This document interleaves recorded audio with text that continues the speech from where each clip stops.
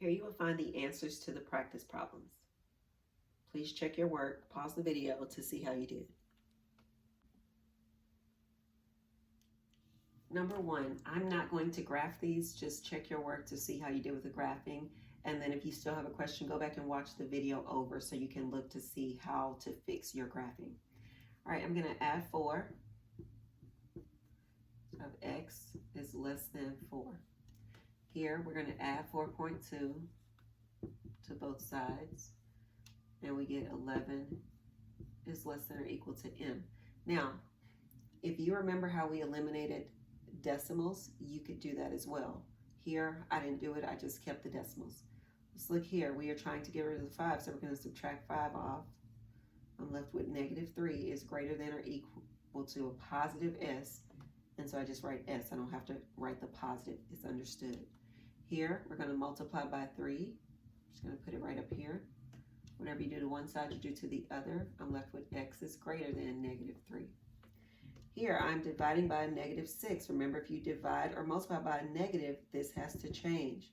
So this changes to this. Now I just do the computation. So this gives me a +3, and then I'm left with c.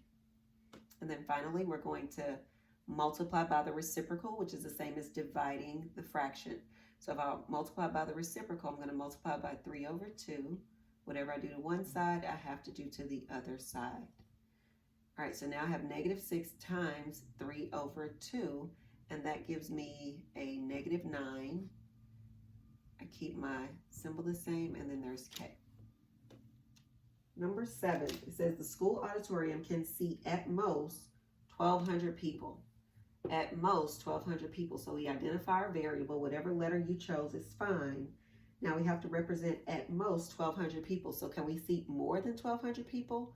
No, we can't seat more than 1,200 people. So this number has to be less than. Now, can we seat 1,200 people? At most. So that means, yeah, we can seat 1,200 people. And so here's my inequality.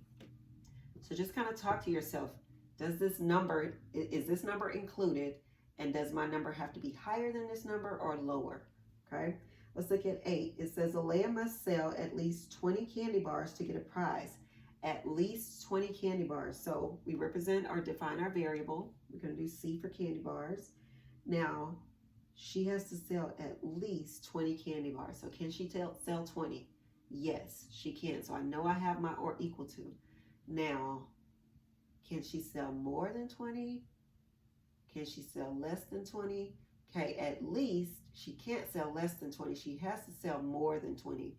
So then the alligator has to be eating this variable because it has to be more than the 20.